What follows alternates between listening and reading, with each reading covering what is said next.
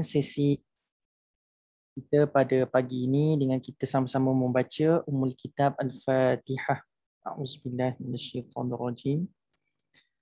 Bismillahirrahmanirrahim. Alhamdulillahirabbil alamin. Arrahmanirrahim. Maliki yaumiddin. Iyyaka na'budu wa iyyaka nasta'in.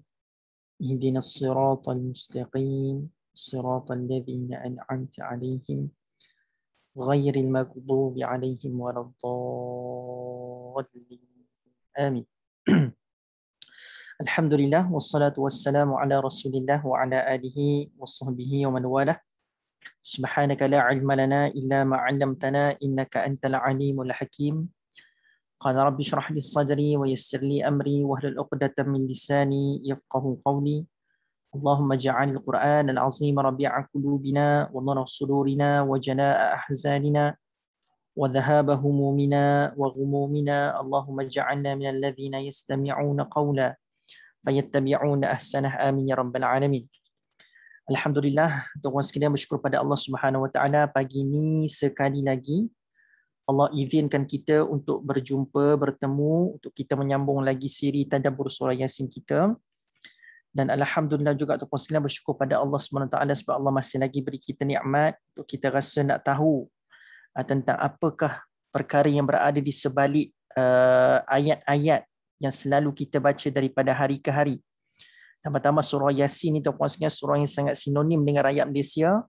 Maka usaha kita pada hari ini bukan semata-mata untuk nak baca surah Yasin, tapi kita sudah berganjak satu level yang atas sikit daripada sekadar membaca, iaitu kita nak memahami serta menghayati dan mudah-mudahan dipermudahkan untuk mengamalkan apa yang kita baca daripada surah Yasin insya-Allah. Baik tuan-puan sekalian, tanpa kita panjangkan mukadimah, dan hari ini mungkin tuan-puan sekalian nak kata sentimental pun tak sentimental juga tuan-puan sekalian, tapi mudah-mudahan tuan-puan sentimental lah juga. Ini adalah kelas yang terakhir pada tahun 2021. So nanti kita akan jumpa balik kalau kita dipanjangkan umur, dimurahkan rezeki, insya-Allah kita akan jumpa pada tahun 2022 pula lah. So untuk tahun ni ini adalah kelas yang terakhir lah kita tuan-puan sekalian untuk kelas tadabbur. So kita akan sambung lagi pada tahun depan insya-Allah. Jadi tuan-puan sekalian, hari ini insya-Allah cuba tuan-puan sekalian sahkan dalam catatan saya, kita akan sambung pada ayat yang ke-35 pada hari ini. Betul ke tak betul tuan-puan sekalian? Boleh siapa sahkan tak? Kalau ikut catatan saya 35. Betul tak? Betul. Betul Ya, betul. Okey. Jadi tuan-puan sekalian, hari ini kita akan sambung pada ayat yang ke-35. Jadi sebelum tu tuan-puan sekalian, saya nak buat recap sikit supaya kita tak pernah miss dia punya link ataupun dia punya relationship dengan apa yang kita bincang pada sesi yang lepas. Iaitu tuan-puan sekalian, pada sesi yang lepas kita telah memulakan babak yang ketiga dalam surah Yasin, iaitu berkaitan dengan arah depan, iaitulah perkara yang kita disebutkan oleh Allah min baini aidihim, di antara kedua tangan kita tuan-puan sekalian. Jadi bila saya sebut tentang depan dan Allah sebut pula depan itu dalam sebutan bukan sekadar amam, sebab amam tuan-puan sekalian dalam bahasa Arab maksudnya depan. So kenapa Allah tak sebut sahaja benda tu? Contoh macam dalam ayat ke-7 kita bacakan waja'alna min baini aidihim sadda. Kenapa tak sebut je waja'alna fi amamihim sadda? Kan lebih tepat dan lebih mudah nak faham apakah yang dimaksudkan sebagai depan, kan? Depan amam, sebab tu imam dia akan ada dekat depan sekali. Sebab tu kalau imam, kalau amam maksudnya adalah depan. Jadi imam dan amam ada kaitan lah. So bila imam dia leader, dia akan ada dekat depan.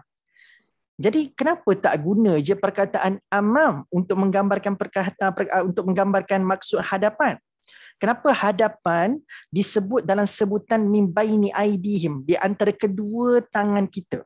Kan? Baina maksudnya adalah antara, aidi yadun maksudnya tangan, aidihim di antara kedua-dua tangan kita. Jadi kenapa depan dia sangat sinonim dengan di antara kedua tangan kita tuan-puan sekalian? Seperti masih pernah sebut sebelum ni, bila kita tadahkan tangan, kita halakan tangan kita ke depan, maka arah depan yang kita akan tunjuk. Jadi sekarang tuan-puan sekalian, pada hari ini ayat yang kita nak bincangkan, ayat ke-35 pada hari ini, dia ada kaitan dengan apakah yang disebutkan sebagai falsafah depan dan di antara kedua-dua tangan. So ayat 35 pada hari ini akan memberikan jawapan kenapa depan disebut di antara kedua tangan. Kenapa tak sebut depan secara direct? Okey, baik. Jom sama-sama tuan-puan sekalian. Okey, sebelum ni kita dah bincang lah. Itu pun nak buat recap. Sebelum ni kita bincang berkenaan dengan Allah SWT tumbuhkan daripada bumi yang tandus, Allah jadikan biji-bijian, lalu Allah kata boleh kita makan daripada situ. Seterusnya tuan-puan sekalian, Allah kata daripada tanah yang tandus itu juga Allah jadikan kebun-kebun, bukan sekadar ada biji benih, tapi biji-biji itu telah menghasilkan, dia telah bercambah, dia tumbuh. Dan bukan satu je Allah jadikan biji-bijian yang tumbuh. Tuan-puan sekalian, banyak biji-bijian yang tumbuh, maka menjadi pokok. Maka sekumpulan pokok, bila banyak pokok telah tumbuh tuan-puan sekalian, maka menjadilah apa? Menjadilah kebun. Jadi nak kata tuan-puan sekalian, it grows lah. Daripada Allah SWT jadikan sekecil-kecil benda, dia berada dekat dalam tanah, lalu disebabkan melalui proses yang tertentu daripada Allah SWT, maka dia tumbuh. Kan? Dia tumbuh. Lalu tuan-puan sekalian, bukan sekadar bagi makan, tapi saya pernah sebut juga pada kuliah sebelum ini, iaitu Allah bukan sekadar bagi makan kepada manusia dengan pokok-pokok, tapi pokok-pokok ni juga menjadikan tempat untuk kita menyantap makanan daripada pokok itu jadi cantik. Jadi nak katanya Allah jadikan tempat kita nak menyantap makanan itu pun jadi selesa, sebab kita dihiasi dengan hijau-hijauan. Pada kuliah sebelum ni pun juga tuan-puan sekalian saya sebutkan berkenaan dengan dia beza tak tuan-puan sekalian, kita makan dengan situasi kebandaran dengan terlalu banyak bangunan, dengan kita makan dekat tempat-tempat yang nature. Contoh dekat tempat yang macam kehijauan, ibaratnya macam makan dekat Cameron Highland tuan-puan sekalian. Kita rasa makan feeling kat Cameron Highland kan seronok. Dihiasi dengan hijau-hijauan dekat kiri dan kanan kita tuan-puan sekalian. Maka pokok-pokok tu tadi tuan-puan sekalian bukan sekadar bagi makan, tapi pokok-pokok tu tadi tuan-puan sekalian, bila dia dah tumbuh jadi kebun, dia akan mendatangkan keselesaan pada orang yang sedang makan buah-buahan ataupun makanan daripada pokok itu. Sebab tu tuan-puan sekalian, dia feeling berbeza kalau tuan-puan sekalian beli apple dekat shopping mall, pasar raya, beli apple dekat pasar raya, makan balik kat rumah tuan-puan sekalian, dengan tuan-puan sekalian ambil sendiri buah apple tu daripada pokok, makan dekat bawah pokok apple tu sendiri tuan-puan sekalian. The different feeling tuan-puan sekalian, dia sangat different, sangat berbeza. Buah strawberry pun sama tuan-puan sekalian. Dia beza kalau kita makan dekat bawah dengan kita makan kat Cameron Highland dekat kebun strawberry tu, dekat ladang strawberry tu. Dia rasa dia lain. So dua fungsi lah kita belajar pada ayat 33 dan 34 sebelum ni.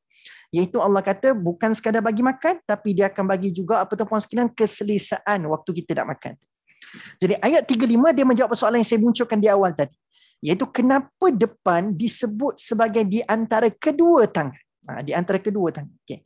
Jom seperti biasa kita mulakan dengan isti'adzah. Mudah-mudahan Allah menjauhkan kita semua daripada godaan syaitan dan iblis. A'udzubillahi minasyaitonirrajim.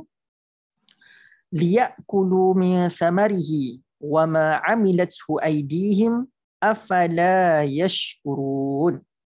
So terjemahannya apa tuan-puan sekalian? Supaya mereka makan dari buah-buahannya. Again Allah cerita bab makan, okey? Supaya mereka makan daripada buah-buahannya dan dari apa yang dikerjakan oleh tangan mereka. Maka patutkah mereka tidak bersyukur? Okey. Jadi tuan-puan sekalian perasan tak ada perkataan aidihim dekat situ? Ada perkataan tangan. Okay, ada perkataan tangan. Okey, sebelum saya nak cerita pasal tangan, saya tu pun nak sebut. Kenapa Allah ulang cerita bila ada buah yang tumbuh dekat pokok kena makan?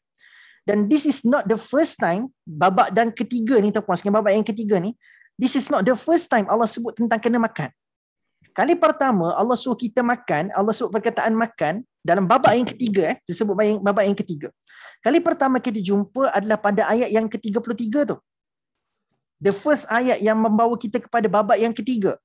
Wa ayatul lahumul ardul maitatu ahyainaha wa akhrajna minha habban faminhu ya'kulun. So dekat situ Allah dah sebut dah, daripada biji-bijian itu kita makan. Dah ada perkataan makan dekat situ tuan-puan sekalian. Patut Allah sebut pasal ada pohon kurma, adanya anggur, patut adanya sungai mata-mata air tuan-puan sekalian yang mengalir. Maka ayat ke-35 tuan-puan sekalian sebut sekali lagi tentang makan. Okey, kenapa perkataan makan very significant dalam dalam cerita bab alam sekeliling kita ni? Sebab bila sebut depan, dia adalah simbolik kepada alam sekeliling kita kan, ataupun fenomena-fenomena alam. Jadi apa kaitan fenomena-fenomena alam yang perlu kita renung ini dan perkaitannya dengan makan? Kenapa makan disebut dua kali? Okay. Baik.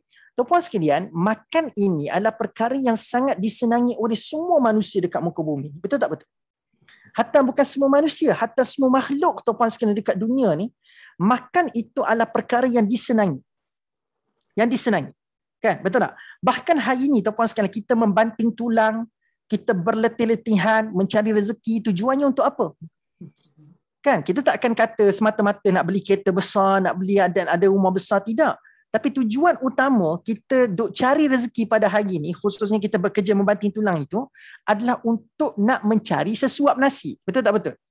Maksudnya ideanya adalah duit hari ni kita peruntukkan lebih untuk apa? Lebih untuk kita dapat survive dengan kita dapat makan, kita dapat minum daripada hari ke hari.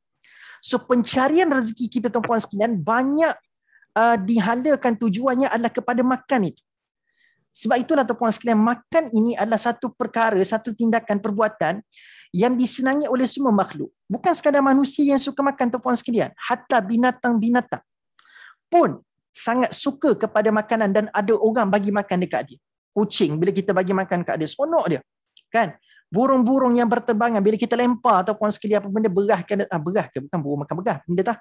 Makanan burung. Oh, datang ramai tuan-puan sekalian untuk pergi makan. Ayam, bila kita lempar berah tuan-puan sekalian, makan dengan begitu dahsyat sekali tuan-puan sekalian. Nak katanya tuan-puan sekalian, semua makhluk kat muka bumi ni bila sebut pasal makan, ianya adalah perkara yang menyenangkan. Bukanlah senang menyenangkan termasuk yang dia senang, tidak. Perkara yang menyenangkan di hati. Perkara yang disukai oleh semua makhluk kat muka bumi. Maka bila Allah sebut tentang perkara yang kita suka, perkara yang sangat senang di hati kita, suka kita mendengarnya, patutnya ini adalah step untuk kita mudah nak memanjat satu lagi tangga daripada sekadar makan, iaitulah lepas makan kita kena ucap apa? Kena ucap syukur pada Allah Subhanahu Wa Taala. Sebab kadang-kadang hari ni bila kita banyak benda yang kita tak suka, maka bukan jadi syukur, tetapi dia akan menyebabkan kita jadi mudah kufur kepada Tuhan. Tak, bila benda yang berlaku tu banyak benda-benda yang kita tak suka. Contoh, pengurangan duit, tiba-tiba kita dibuang kerja, hilang mata pencarian, lepas tu tak boleh makan. So bila sebut benda-benda yang menyedihkan sebegitu, maka dia menyukarkan manusia untuk bersyukur. Sedangkan kita ni patutnya bila dalam keadaan kita teruk ke, kita dalam keadaan baik ke, senang ke, susah ke, kita bersyukur pada Allah. Tapi kebanyakan manusia bila perkara itu menyedihkan dirinya, menyukarkan diri dia, menyusahkan diri dia, maka dia susah nak bersyukur. Maka Allah tarik perhatian kita kepada perkara baik yang Allah jadikan kepada manusia. Antaranya adalah kita boleh makan daripada tumbuh-tumbuhan yang keluar daripada biji-bijian dan ada buah-buahan yang banyak terhasil daripada situ. Maka Allah kata boleh pergi makan. Maka Allah tarik perhatian kita kepada perkara yang menggembirakan dalam kehidupan kita, iaitu dapat suap makanan ke mulut. Sebab itu dalam ayat ke-35, sekali lagi Allah sebut tentang makan sebab ianya adalah perkara yang menyenangkan. So nak katanya babak ketiga ni Allah suruh kita rasa senang dengan apa yang Allah ciptakan kepada kita kat muka bumi. Memang itu pun tujuan Allah jadikan segala nikmat kepada kita kat muka bumi ni, supaya manusia dia senang dengan apa yang ada kat sekeliling dia dan tidak memberikan alasan untuk tidak beribadah kepada Allah sebab terlalu banyak kesenangan dah Allah bagi kepada manusia. Sebab tu dalam ayat 35 ni permulaan dia liyakulu makan, lepas tu penutup dia apa? Afala yashkuru. Nampak tak? So bila perkara menyenangkan Allah bawa dengar kat telinga kita, kita baca pula ayat ni, maka dia akan membina, orang kata benda, tangga-tangga syukur kerana kita sedang diberikan khabar gembira, kesenangan hati oleh Allah dengan cara macam mana? Macam mana? Allah bagi makan. Allah bagi makan.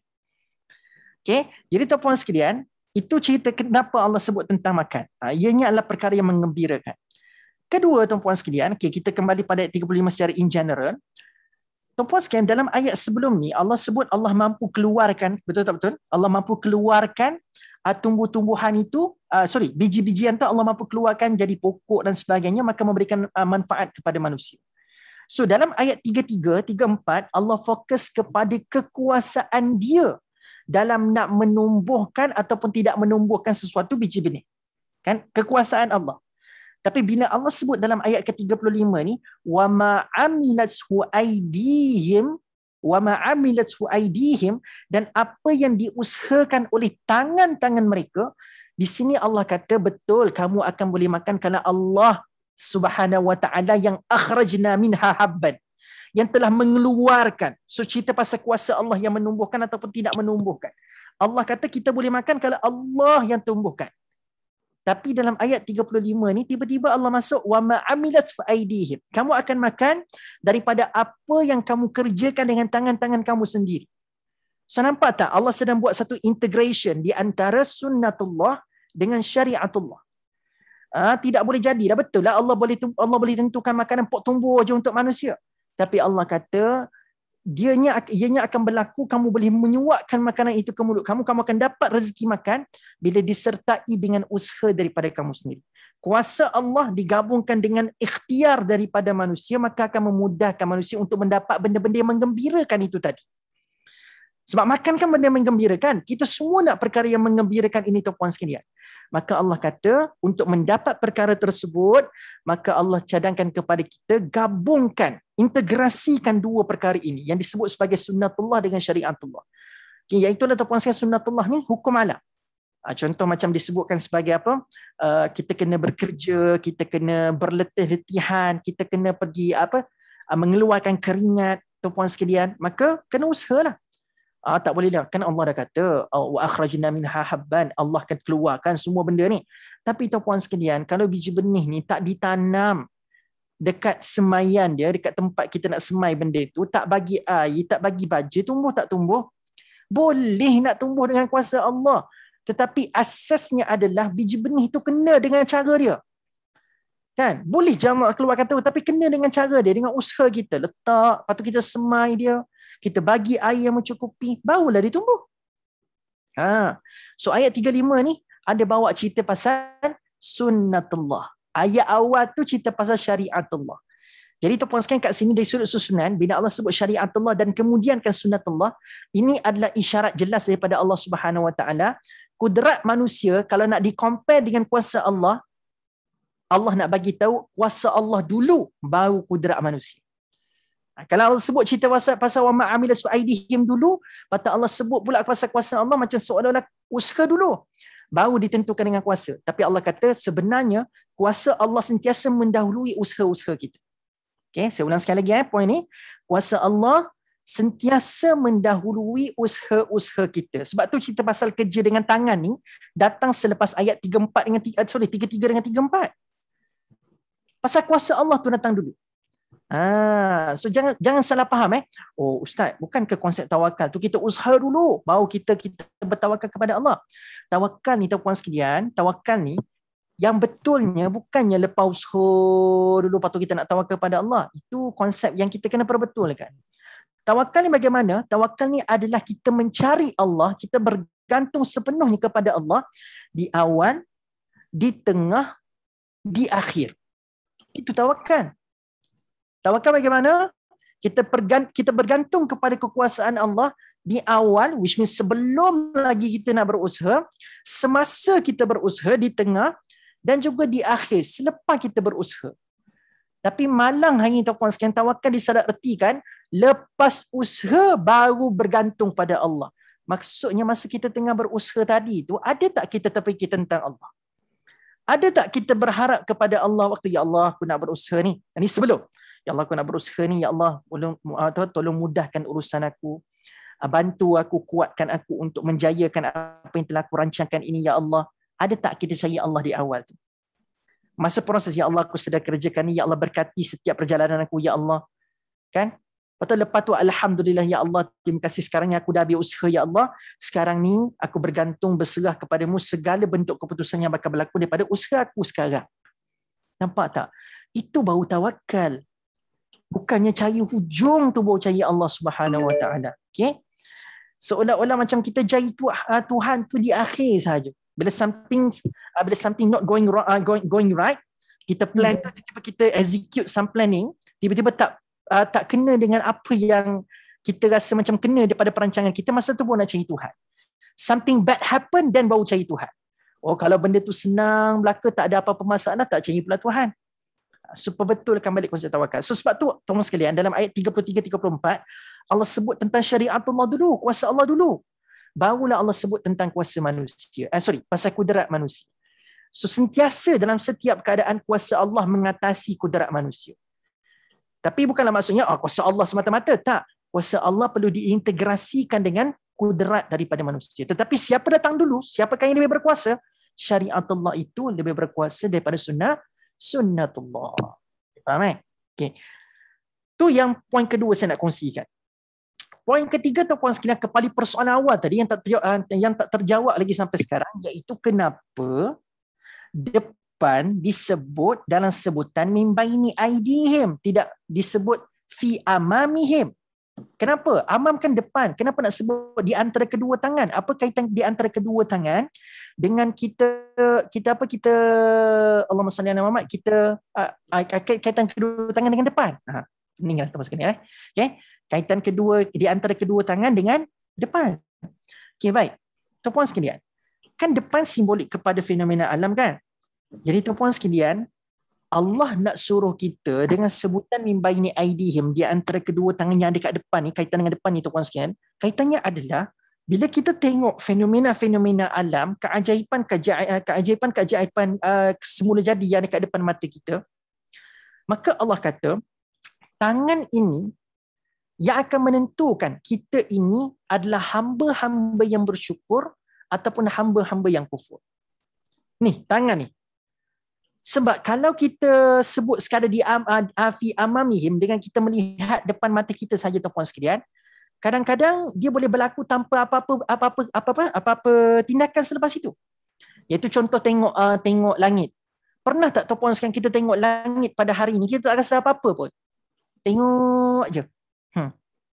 Tajuk pun tak ada, nak komen pun tak ada, kita tengok dengan pandangan yang kosong.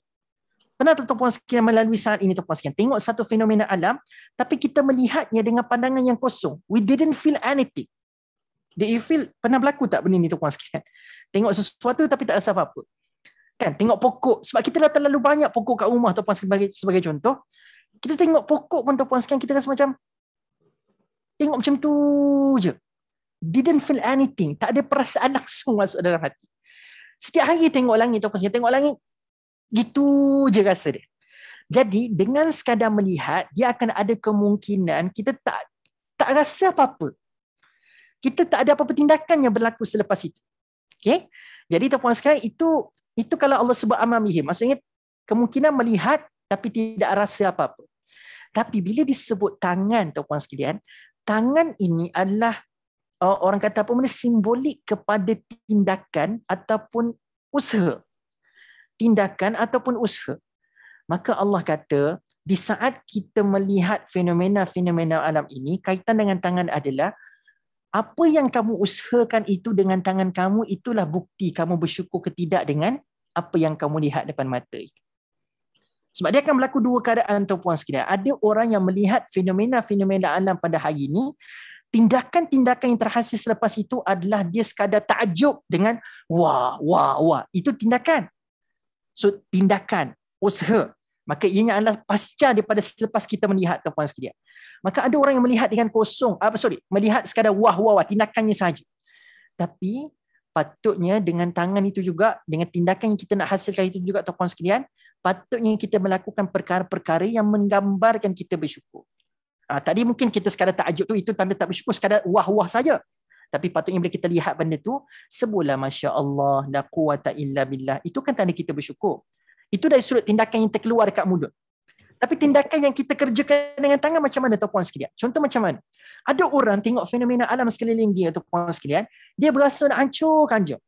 Dia tak kisah dia ada rosakkan tanam-tanaman tuan-puan sekalian. Dia tak kisah dia rosakkan benda-benda yang ada dekat sekeliling dia. Dia jadi rasa nak bertindak, tapi bertindak secara yang tidak betul kepada benda-benda yang dilihat.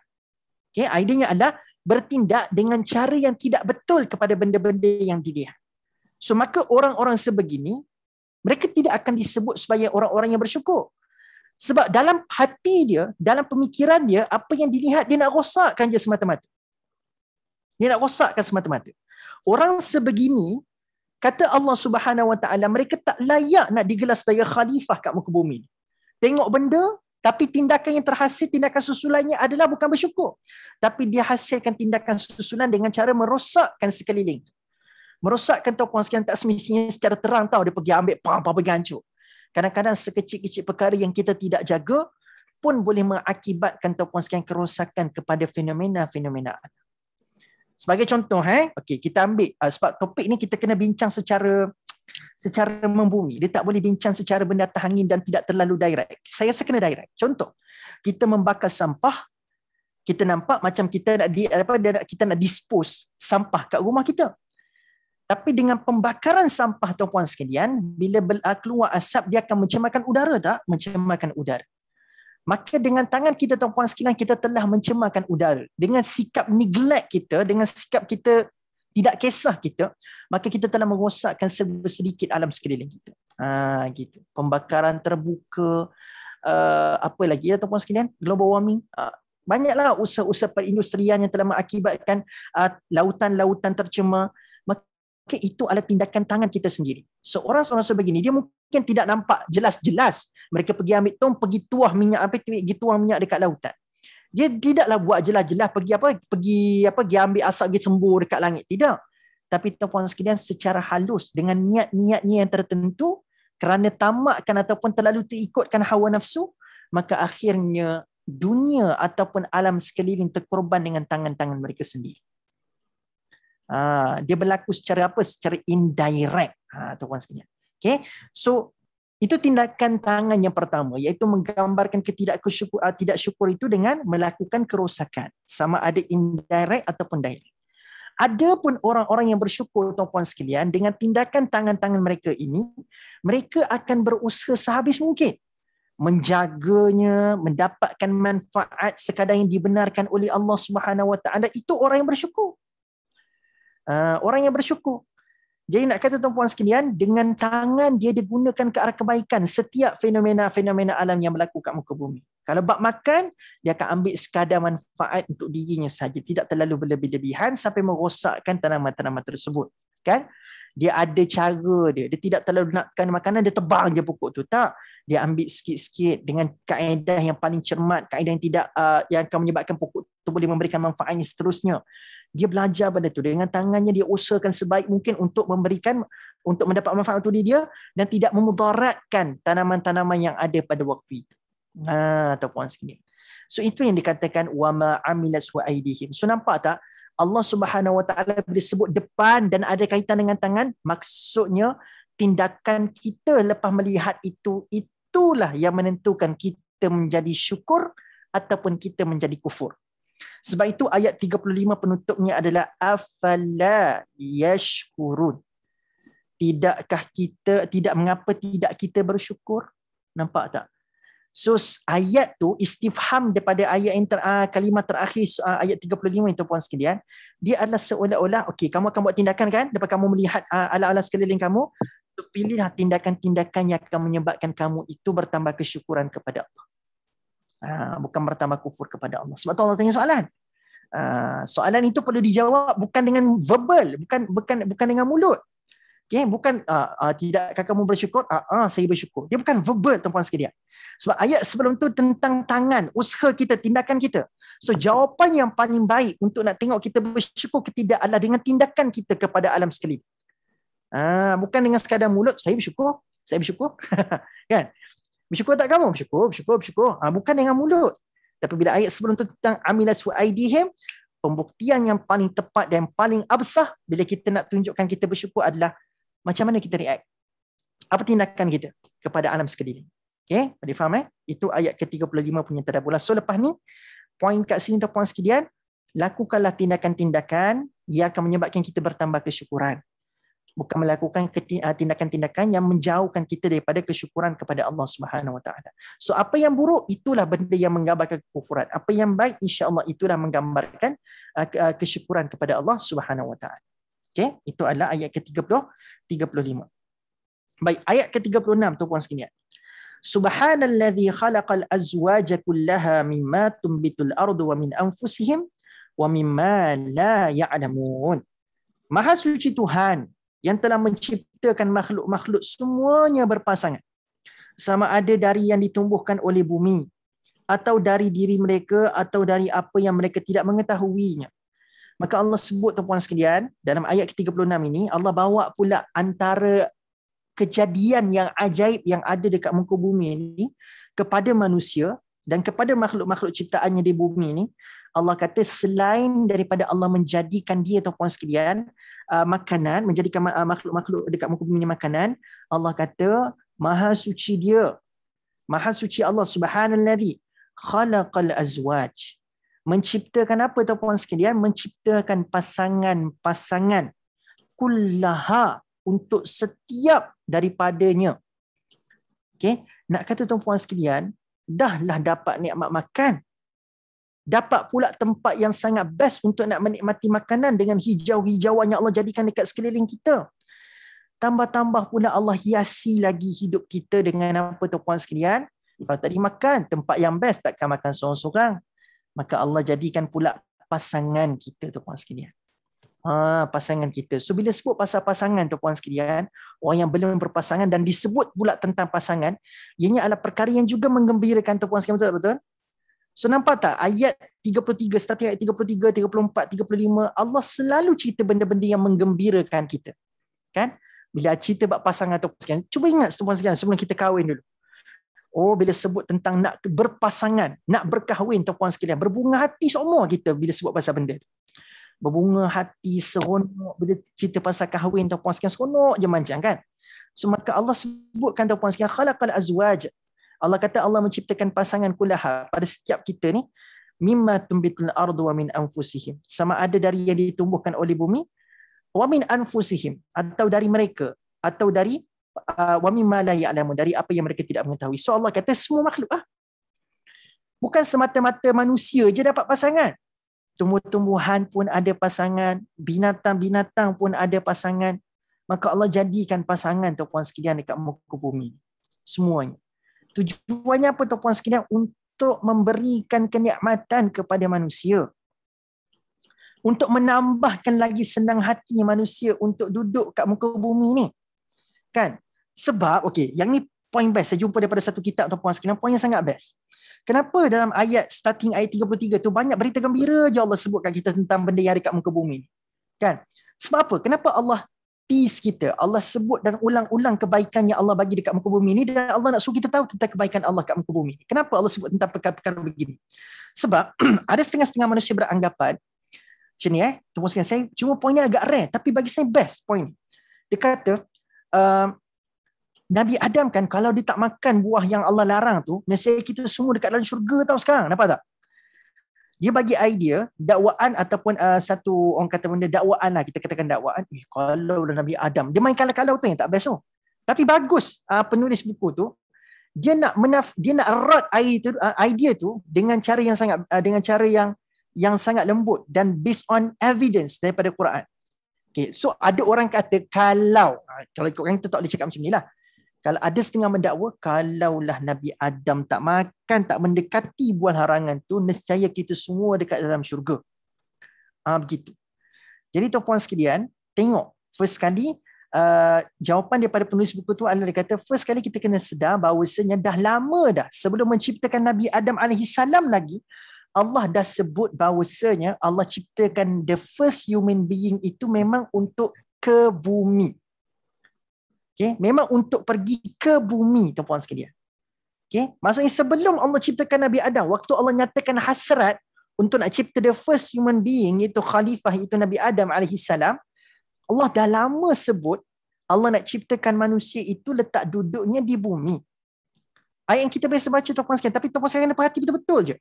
Iaitu a'udzubillahi minasyaitanir rajim, wa idh qala rabbuka lil malaikati inni ja'ilun fil ardi. Ja'ilu fil ardi. Ayat ni datang tuan-puan sekalian sebelum Allah ciptakan Nabi Adam lagi. Allah baru nyatakan hasrat kepada para malaikat. Allah dah sebut dah dalam hasrat tu lagi, aku nak ciptakan Adam dekat bumi, dekat bumi, dekat bumi. Jadi tuan-puan sekalian, tertolaklah idea bahawasanya kalaulah Adam tak makan buah terlarang itu, kita kat dalam syurga sekarang. Allah dah lama sebut dah. Aku ciptakan Adam dekat bumi. Dia nak pergi dekat bumi. Gitu. Bukannya syurga tu tempat persinggahan seterusnya, tapi syurga yang sekarang dia duduk pada waktu itu adalah tempat persinggahan saja. Dia singgah je sekejap dekat situ. Okay? Tapi asal usulnya aku ciptakan Adam AS dekat bumi. Dekat bumi tu. Jadi tuan-puan sekalian, satu tertolaklah idea orang kata kalau tu. So automatik tertolak sebab memang dah lama Allah nak ciptakan Adam dekat bumi. Lalu mungkin Allah kata, nak compare bumi dengan syurga. Patutnya ciptakanlah manusia ni kat syurga. Allah kan baik. Patut bagi kita tempat-tempat yang baik je lah. Syurga tu kan syok, best. Kita dengar dengan cerita pasal syurga ni, ustaz-ustaz tu cerita ni, seronok syurga ni. Kenapa tak ciptakan je kita kat dalam syurga? Maka bila ayat-ayat sebegini datang, surah Yasin kita baca ni, ayat-ayat sebegini datang, Allah Subhanahu Wa Taala nak bagi tahu kat kita, bumi yang Allah jadikan tempat untuk kita duduk ni tuan-puan sekalian, tak kurang hebatnya. Tu ceritanya kenapa Allah sebut pasal benda-benda yang mengujakan, mengembirakan kita. So ya betul lah kita nak syurga tuan-puan sekalian, tapi bumi yang Allah jadikan ni tak kurang hebatnya. Memang tak terbanding lah dengan syurga. Syurga tu lagi hebat. Tapi tak kurangnya, tak kurang hebatnya. Tuan-puan sekalian, bumi yang Allah jadikan ini. Dan bukti tuan-puan sekalian, bumi ni tak kurang hebatnya tuan-puan sekalian. Hanya dengan segala keindahan kat muka bumi ni pun dah ada orang terpaku melihat keindahan tersebut. Dengan segala kebaikan-kebaikan yang ada kat muka bumi itu pun tuan-puan sekalian, dah ada orang lupa akhirat kerana kebaikan yang didapat dekat muka bumi. Betul? Kan? Dia nak main-main kalau syurga, kalau Allah cerita, kalau Allah ceritakan kita kat syurga best kan tempat kita dapat. Tapi rupa-rupanya yang mereka kata syurga tu lagi best tu, yang ramai juga yang tersangkut, yang terpaku dengan dunia semata-mata, dengan bumi semata-mata, setelah mendapat kebaikan-kebaikan yang ada kat bumi. So the idea is, bila perkara menggembirakan Allah bawakan dalam ayat ni tuan-puan sekalian, so that kita akan nampak, wow, walaupun kita bakal menuju ke syurga selepas ini, insya-Allah, Allahumma amin tuan-puan sekalian, walaupun kita bakal ke syurga selepas ini, Allah masih bagi kita tempat persinggahan yang juga superb tuan-puan sekalian. Kita boleh makan, kita boleh minum, kita boleh dapat tempat yang best untuk menyantap makanan, dan tambah pula ayat 36 Allah bagi tahu kita boleh ada pasangan pula. Dia seolah-olah tuan-puan sekalian mock up tentang apa yang bakal berlaku dekat dalam syurga nanti. Perkara-perkara yang kita suka kat muka bumi ni, itu jugalah yang akan ada dekat dalam syurga nanti. Tapi more than that, it's more than our fantasy. Lebih daripada apa yang kita fantasikan tuan-puan sekalian. So the beautiful things in this world, perkara yang paling indah kat muka bumi tuan-puan sekalian, adalah seolah-olah mock up tentang apa yang bakal kita dapat, apa yang kita akan nikmati kat dalam syurga. Just imagine tuan-puan sekalian, kalaulah tak ada kebaikan, keindahan, keterujaan yang dekat muka bumi. Bila kita lalu tentang ayat syurga tuan-puan sekalian yang menawarkan lebih daripada apa yang kita rasa kat dunia tuan-puan sekalian, kita akan faham tak maksud indah tu apa? Faham tak? Kalau tidak Allah jadikan keindahan kat muka bumi, kita akan faham tak maksud indah tu apa? Kalau Allah tak jadikan pasangan dekat muka bumi tuan-puan sekalian, kita akan faham tak apa nikmat bidadari tu tuan-puan sekalian? Kita mungkin susah nak faham. Kan? Kalau tidak jadikan pasangan, tidak jadikan makanan, kita akan terasa teruja tak bila Allah sebut dekat dalam syurga nanti buah-buahannya ada 2 rasa. Kan? So Allah jadikan buah, makanan dalam syurga pun buah, tapi beza makanan yang kamu rasa dekat dunia ni. Allah jadikan pasangan kat muka bumi ni, Allah cerita dekat dalam syurga adanya bidadari. Nampak tak? So dunia dan bumi Allah jadikan kepada kita tuan-puan sekalian tak kurang hebatnya. So maka sebutkanlah subhanallah, maha suci Allah. So kalau kita point daripada penulis tadi, saya nak buat kesimpulan pada point penulis tadi, iaitu kenapa perkataan subhana disebutkan dalam ayat 36 tuan-puan sekalian, sebab apa? Sebab di saat manusia merasakan betul kita nak katakan syurga itu lagi indah daripada bumi, tetapi tuan-puan sekalian, maha suci Allah. So nampak tak? Lebih tepat kita sebut subhanallah kat sini. Maha suci Allah daripada sebarang kelemahan untuk memberikan kebaikan juga dekat hamba-hambanya dekat bumi ini. Ya betul, it's better in heaven, but maha suci Allah. Nampak tak? Dah nampak link tak macam mana penggunaan subhanallah kat sini? Betul syurga is the best, but subhanallah, maha suci Allah daripada sebarang kelemahan untuk memberikan kebaikan kepada manusia yang ada kat muka bumi ni. See? Barulah kita nampak Allah tu tak zalim jadikan kita kat bumi. Allah tu tak biarkan kita hidup susah kat muka bumi ni. Subhana. Nampak tak? Baru masuk perkataan subhanallah bila kita sebutkan dalam ayat ke-36 ni tuan-puan sekalian. Nampak So idea ayat 36 ni Allah sebut tentang pasangan. Pasangan. Subhanallah, subhanallah kita sebutkan tuan-puan sekalian. Jadi tuan-puan sekalian, itu poin yang saya sebutkan tentang perkataan subhana dengan pasangan lah. Tapi poin kedua juga tuan-puan sekalian, tadabburnya adalah bila perkataan subhana diletakkan dalam ayat yang bercerita tentang berpasangan, maka tuan-puan sekalian jelaslah antara tujuan perkahwinan kita pada hari ini, kan saya sebut pasal dalam konteks manusia lah, walaupun dalam ayat 36 ni Allah sebut pasal binatang, tumbuhan, manusia, tapi saya nak fokus kepada manusia tuan-puan sekalian, maka jelaslah antara matlamat perkahwinan kita kat muka bumi ni adalah saya dan isteri saya, tuan-puan dengan isteri tuan-puan sekalian, tuan-puan dengan suami-suami tuan-puan sekalian, maka perlulah perkahwinan itu memperbanyakkan pasangan suami isteri untuk melafazkan, menzahirkan subhanallah. Pasangan suami isteri yang berkahwin sepatutnya paling banyak kena mengucapkan tasbih kepada Allah Subhanahu Wa Taala. Begitu.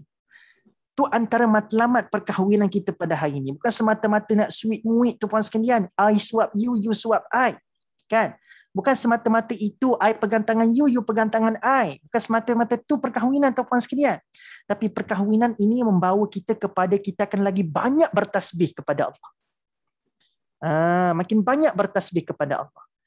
Maka tuan-puan sekalian, saya tengok rupa-rupanya bila cerita pasal perpasangan dan cerita pasal tasbih disekalikan dalam satu ayat, very significant, dan ini juga boleh dikatakan antara the best way macam mana kita nak menguruskan konflik rumah tangga.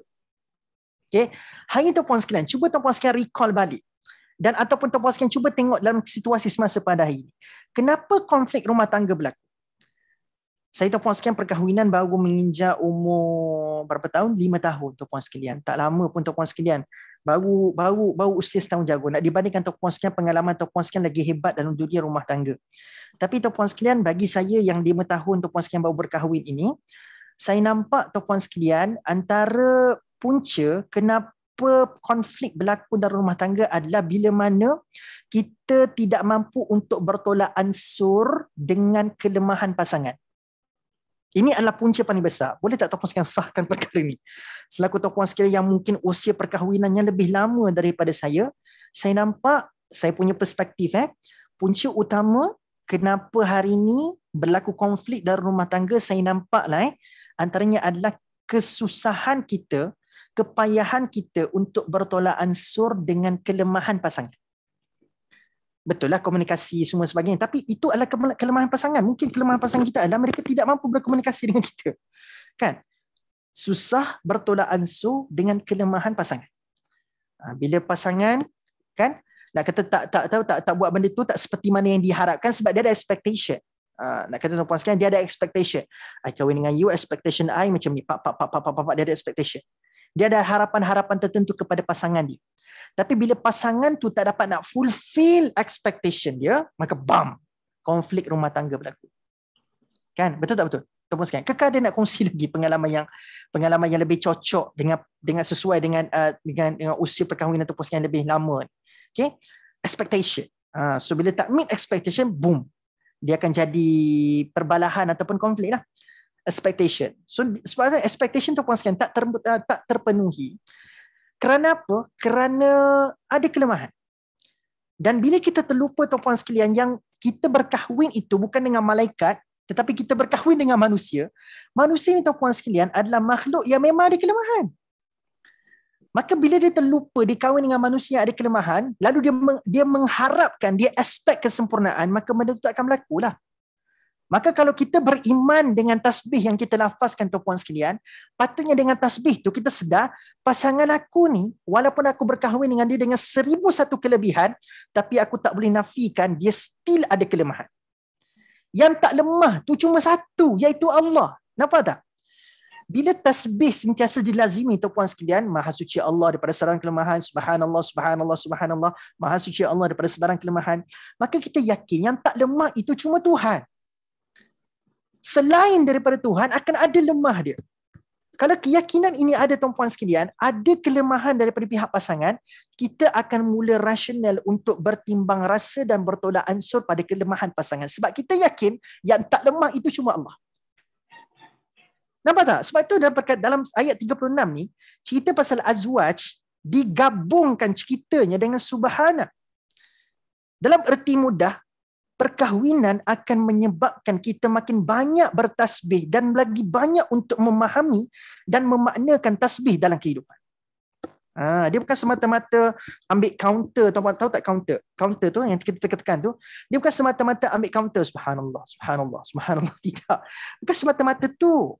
Dia is more than that. Maksudnya bagaimana tuan-puan sekalian? Kita memaknakan Allah je yang tak lemah, manusia lemah, makhluk lemah, makhluk lemah, makhluk lemah. Allah je tak lemah.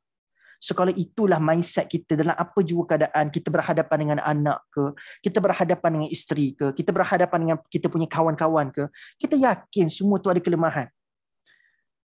Maka kita akan jadi orang yang mudah memaafkan, mudah untuk bertolak ansur, mudah untuk berlemah lembut. Berpunca daripada mana? Tasbih dan penghayatan tasbih. Okay. Betul, Dr. Cik Nyonya, iaitu terima pasangan dengan segala kelemahannya. Betul. Tetapi daripada mana kekuatan itu tuan-puan sekalian? Gatai pula dalam kepala ni. Okay. Daripada mana datang kekuatan untuk kita tak menerima dan meraihkan kelemahan pasangan? Iaitu apa tuan-puan sekalian? Daripada tasbih. Dan siapakah makhluk Allah yang paling banyak bertasbih tuan-puan sekalian? Malaikat kan? Allah kata dalam ayat saya baca tadi tu, malaikat kata wa nahnu nusabbihu bihamdika wa nuqaddisu lak. Kami ni pula sentiasa bertasbih.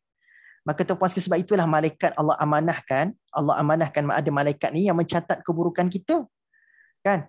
Dan dia mencatat keburukan itu tuan-puan sekalian setiap hari tanpa jemu tuan-puan sekalian. Kalau tak meraihkan lantak pihang lah, aku dah letakkan dekat story mak, kau kena azab dengan Allah. Boleh je malaikat malam. Tapi sebab dia sentiasa makhluk yang bertasbih, maka dia meyakini makhluk-makhluk lain ada kelemahan dan Allah je yang tak lemah, maka dia kena catatlah semua amalan kita. Faham tak faham tuan-puan sekalian? Nak kata begitulah tuan-puan sekalian, hidup ni berpasangan akan menyebabkan kita lagi banyak bertasbih kepada Allah. Bukan sekadar sebut, bukan sekadar lafaz, tapi penghayatan. Sebab itu juga tuan-puan sekalian, tasbih ni banyak kita lafazkan dekat mana? Di samping kita pegang kaunter, kita duk pegang subhanallah, subhanallah, subhanallah tu, kita banyak bertasbih dekat mana tuan-puan sekalian? Dekat dalam sujud. Maka tuan-puan sekalian, sujud ni kita akan buat time bila? Time solat lah kan? Patutnya tuan-puan sekalian, orang yang berkahwin, yang berpasangan, pesan untuk diri saya juga tuan-puan sekalian, dialah orang yang paling tak susah nak bersujud dan solat kepada solat. Patutnya. Orang yang berkahwin, patutnya dialah orang yang paling tak susah nak solat dan tak susah nak sujud pada Allah. Patutnya begitu. Sebab dia yakin dia dapat kekuatan daripada tasbih yang dilafazkan dalam sujud-sujudnya itu. Sebab itu tuan-puan sekalian, saya tak terkejut. Dia link tuan-puan sekalian. Dia link each other topik kita pada hari. Tak terkejut hari ini Mahkamah Syariah tuan-puan sekalian mengeluarkan fakta bila di-counselingkan kepada pasangan-pasangan yang nak bercerai. Sahabat saya pun ada ramai yang terlibat dalam dunia counselling kepada pasangan-pasangan yang ada masalah. Tahu tak tuan-puan sekalian, lebih 70%, saya tak ingat angka peratusan yang sebenar, tapi more than 70% tuan-puan sekalian, pasangan yang datang nak mendapatkan kaunseling daripada pihak kaunselor rumah tangga, lebih 70% mereka ini meninggalkan solat.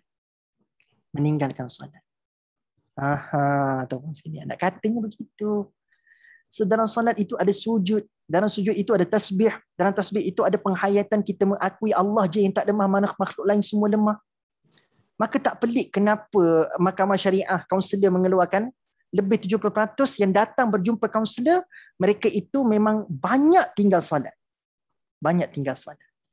Maka, tuan-puan sekalian, sekali lagi saya ulang poin yang saya nak sampaikan tuan-puan sekalian tadi, iaitulah hidup berpasangan akan menyebabkan kita banyak bertasbih kepada Allah. Okey, itu poin yang saya nak kita sama-sama pegang dalam ayat ke-36 ni tuan-puan sekalian. Okey. Itu ayat 36. Okey. Saya nak sikitlah nak tarik perhatian tuan-puan sekalian pada kalimat terakhir ayat ke-36 ni. Bila Allah sebut mimma tumbitul ardu wa min anfusihim wa mimma la ya'lamun, kan? Dalam ayat ni Allah sebut daripada jenis kita lah. Kalau kita manusialah. Allah sebut juga pasal binatang dalam ayat ni. Allah sebutkan juga pasal tumbuh-tumbuhan pun ada pasangan. Tapi Allah sebut lagi tuan-puan sekalian, wa mimma la ya'lamun, dan dari apa yang mereka tidak ketahui. So kita mungkin expect dekat dunia ni hidupan manusia tumbuh-tumbuhan, binatang. So kita kata inilah kot yang dikatakan makhluk yang akan diberikan pasangan oleh Allah Subhanahu Wa Taala. Tapi Allah kata ada lagi makhluk-makhluk yang kita tidak tahu. Wa mimma la ya'lamun. Nah, makhluk apa tu yang tak tahu tu? Dah nama pun tak tahu. Maka saya pun cakap tak tahulah tuan-puan sekalian. Cuma Allah sebut ada makhluk-makhluk yang kita tak tahu. They will live within us. Bersama-sama dengan kita. Sebab Allah yang mention, bukan saya mention. Wa mimma la ya'lamun. So kita mungkin tahu the weird ataupun the rare creatures. Kita mungkin kenal, okay, ni rare creatures ni. Ini makhluk yang rare ni. Kan? Tapi teman-teman sekalian, percayalah akan ada makhluk-makhluk yang kita ni tak pernah tahu pun kewujudannya. Tapi dia wujud. Dia wujud teman-teman sekalian. Okay? Jadi Allah kata yang kamu tak tahu tu pun Allah tentukan juga pasangan. Yang kamu tahu tu semua ada pasangan. Yang kamu tak tahu tu pun aku tentukan juga pasangan. Maka subhana. Maha suci Allah. Maha suci Allah. Itu sebutan Maha suci Allah tu tepat masuk dalam ayat ni. Kita diperlihatkan Allah tu tak lemah. Okey? Itu ayat ke-36 Okey, sambung ayat 37. Wa ayatul lahumul lailu naslahu minhu an-nahar fa idzahum muslimun. Dan lagi dalil yang terang untuk mereka berfikir ialah al-lail, malam. Naslahu minhu an-nahar, kami hilangkan siang daripadanya, maka dengan serta-merta mereka berada dalam gelap gelita. So Allah sebut tuan-puan sekalian, antara keajaiban alam ni iaitulah Allah jadikan adanya malam. Antara keajaiban alam adanya malam. Alam dan malam. Okey. Allah kata apa? Macam mana malam tu berlaku?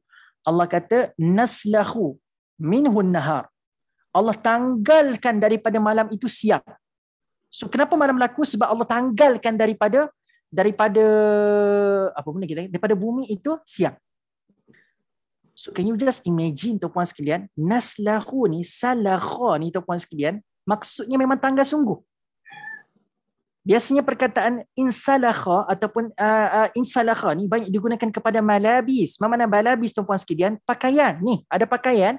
Bila kita nak tanggal pakaian tuan-puan sekalian, kita tak kata fathul malabis. Kita tak kata buka. Tapi kita akan kata insalakhal malabis. Kita nak menanggalkan pakaian kita tuan-puan sekalian. Itu insalakha.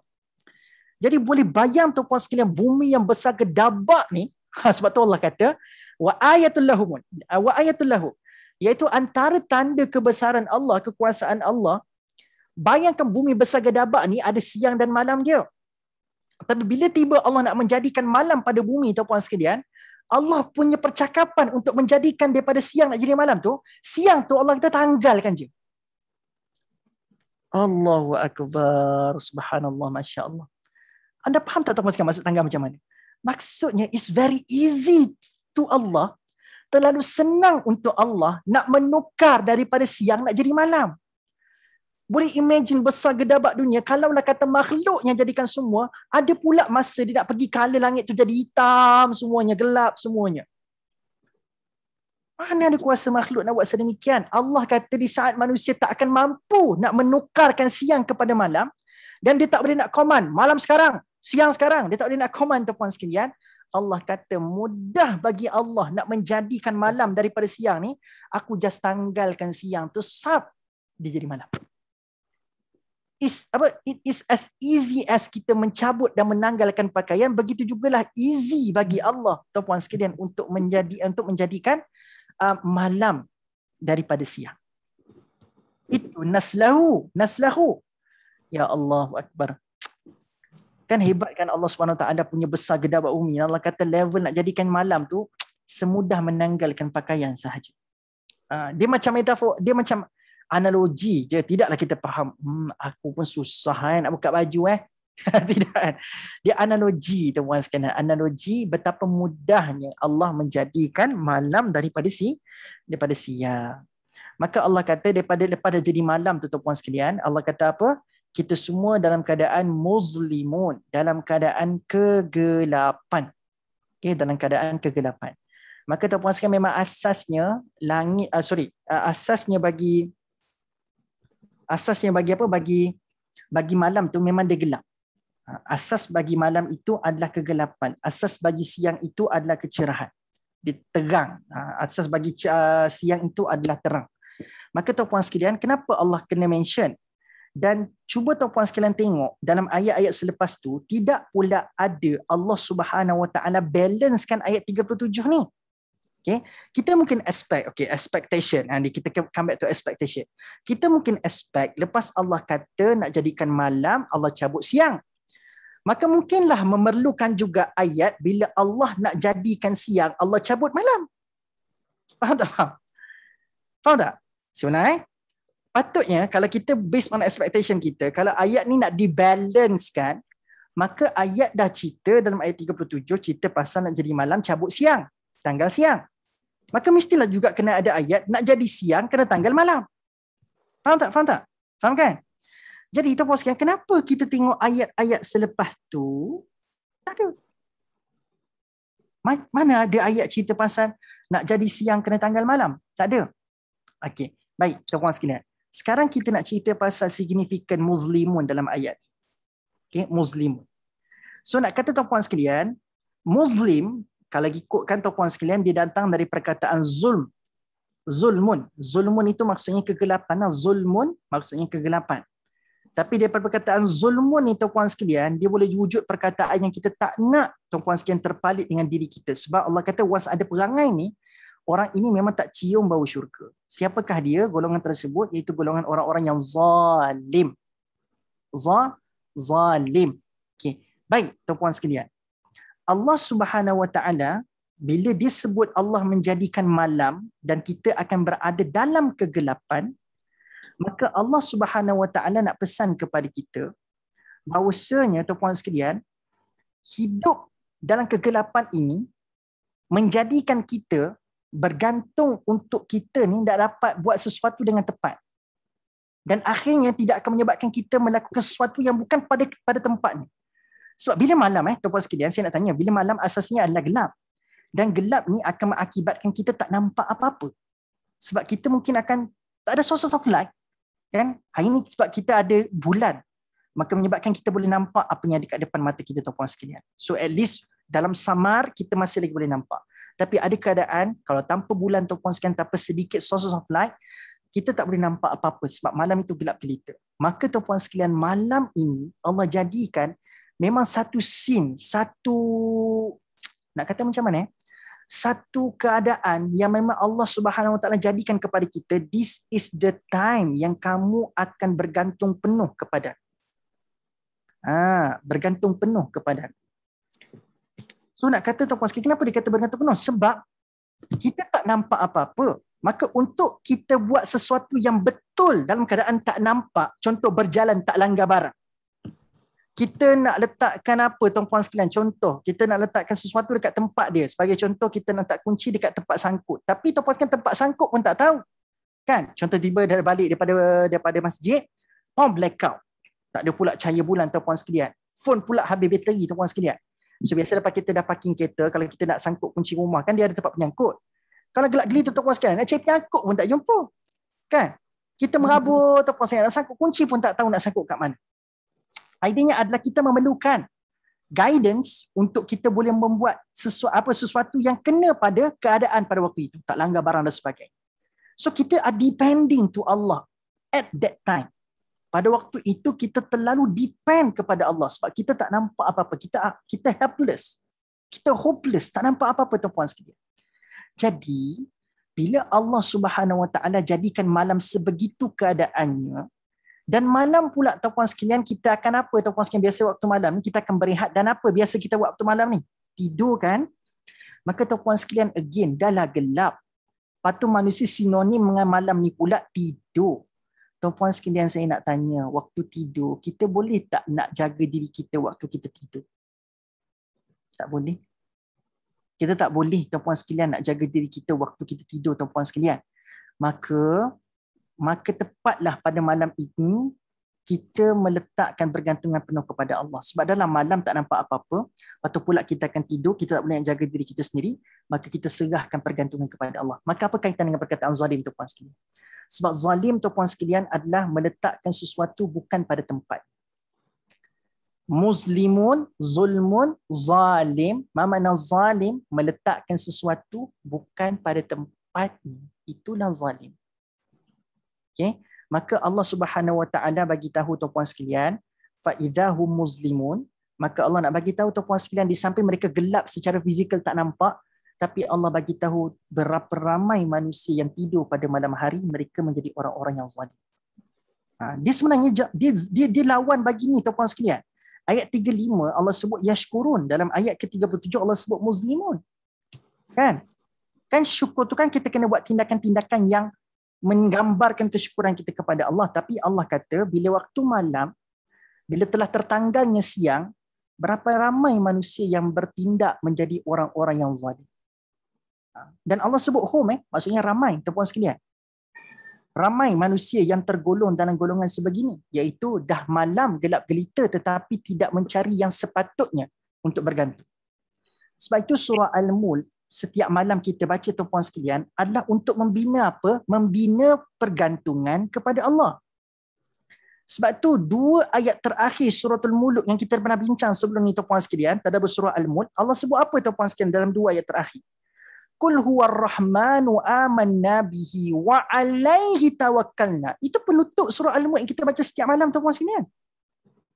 Surah Al-Mulk sendiri pada ayat terakhir sebelum kita nak ucap sadaqallahul azim pada ayat ke-30 tuan-puan sekalian, kita diperingatkan qul huwar rahman, katakanlah Allah ar-Rahman, amanna bihi, kami beriman kepadanya. Sebab malam tu kita baca surah ni malam sebelum tidur.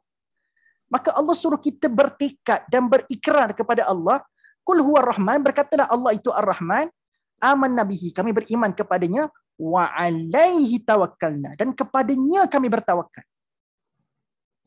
So malam-malam sebelum tidur kalau kita baca suratul Mulk, kita melafazkan ikrar yang besar tuan-puan sekalian. Kita kata kul, katakanlah. Kul amanna bihi, kami beriman kepadanya.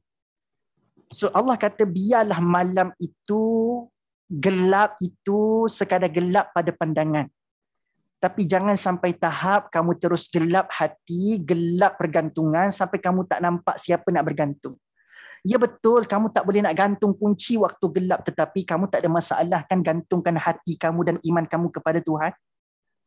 Ya betul, kamu akan susah meraba-raba dalam kegelapan sebab tak nampak, tapi kamu tahu kan cahaya iman itu ada dalam hati kamu.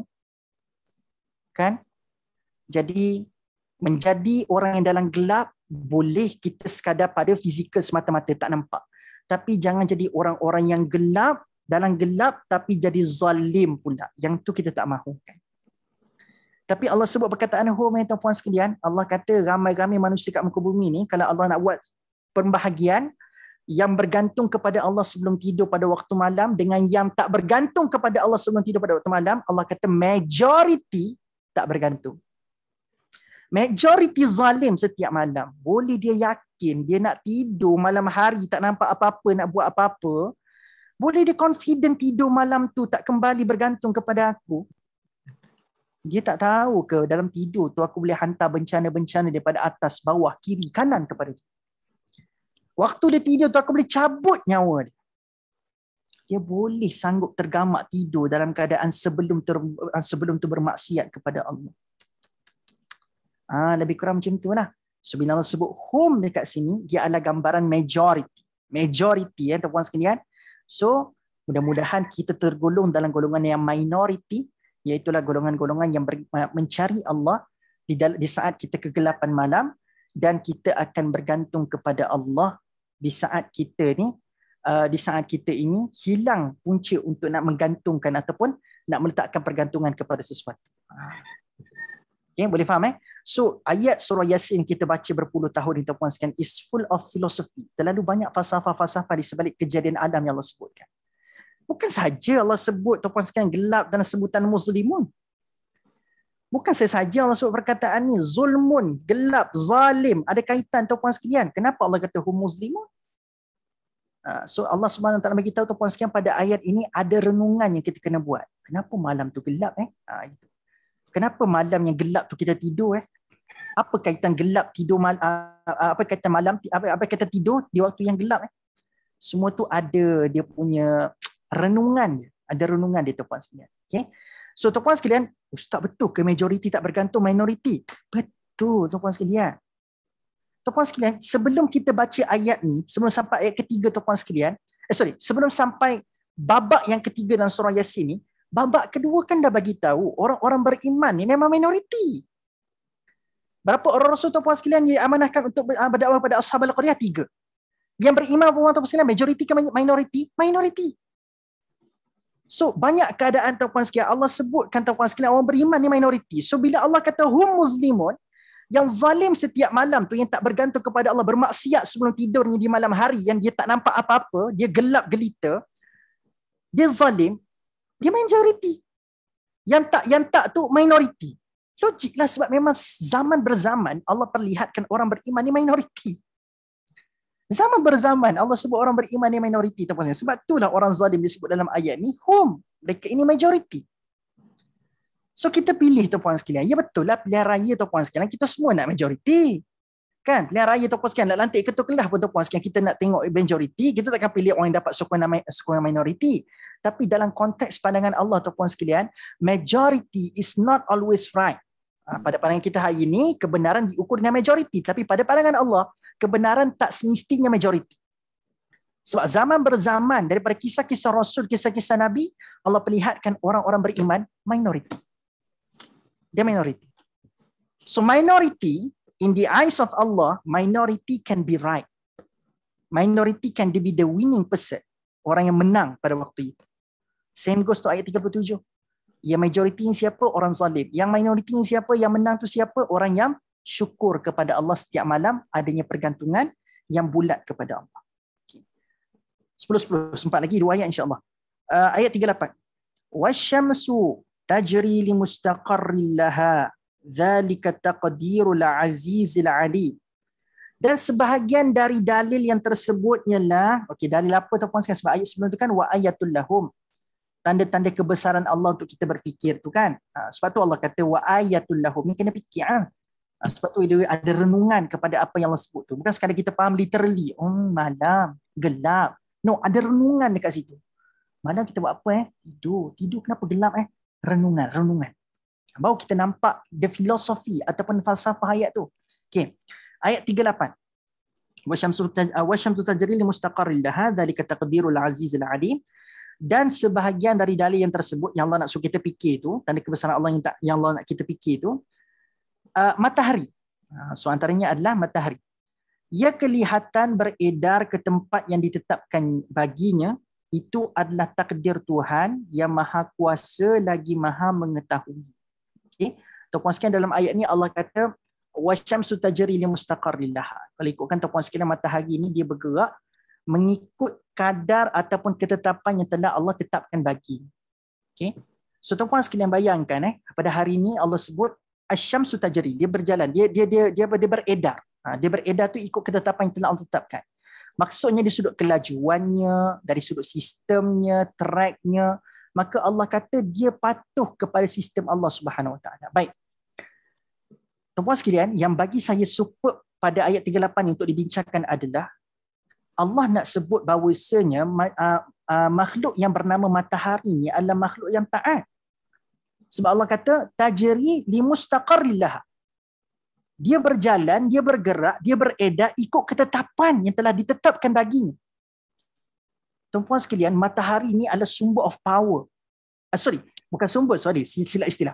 Matahari, sun is the symbolic of power. Matahari ni adalah simbolik kepada kuasa. Apa buktinya? Pada hari ini adanya teknologi solar yang mendapatkan tenaga daripada matahari. Kan? Matahari juga tuan-puan sekalian membekalkan tenaga ataupun nutrien kepada pokok-pokok. Kan? Jadi nak katanya dia adalah symbolic of power. Nak katanya tuan-puan sekalian, kalau nak compare kekuatan matahari dengan kekuatan kita, saya nak tanya tuan-puan sekalian, siapa lagi kuat? Kita ke matahari lagi kuat tuan-puan sekalian kalau ikutkan? Kalau based on physically punya strength, physical strength tuan-puan sekalian, if you want to compare us dengan tuan-puan sekalian dengan matahari, physically memang matahari menang. Matahari kuat, matahari membekalkan tenaga tuan-puan sekalian, matahari itu memang nampak jauh lagi kuat daripada kita. Tetapi matahari yang kuat, yang menjadi sumber kekuatan kepada setengah-setengah makhluk kat muka bumi tuan-puan sekalian, dia disebutkan oleh Allah tajri li mustaqarrillah. Dia beredar mengikut kadar dan ketetapan yang telah ditetapkan kepadanya.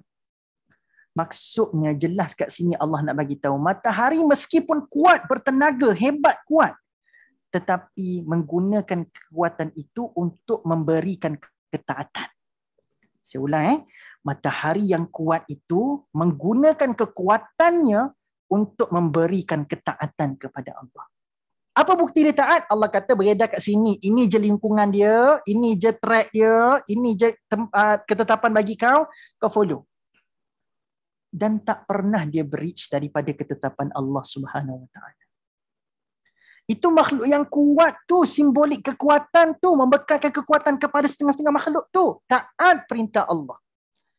Tetapi manusia yang kekuatan tak terbanding, tak layak nak dibandingkan dengan matahari, lagi lemah daripada matahari.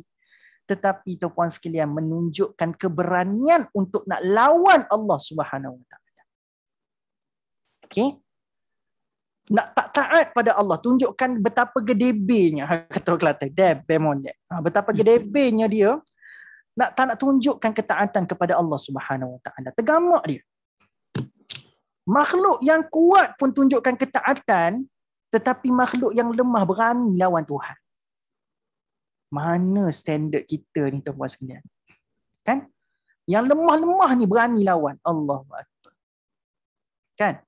Jadi tuan-puan sekalian, learn from alam sekeliling yang menunjukkan ketaatan. Kadang-kadang kita tengok pokok tuan-puan sekalian, pokok tu patuh perintah Allah. Allah kata naik kok ni, naik kok ni. Kalau rendahkan kau punya apa ganting, rendah ganting dia. Besar batang ni, besar begitu batang dia tuan-puan sekalian. Keluar buah dia tuan-puan sekalian. Taat dia perintah Allah. Taat dia kepada perintah Allah Subhanahu Wa Taala tuan-puan sekalian. Tetapi cuba tengok tuan-puan sekalian manusia yang diberikan segenap kelebihan dan lemah sebenarnya. Kan Allah kata khuliqal insana fi kabad. Kan Allah kata manusia diciptakan dalam keadaan kelemahannya berulang-ulang. Kita ni lemah, tuan-puan sekalian, sangat lemah. Tapi yang lemah, manusia yang lemah ni lah yang berani lawan Tuhan.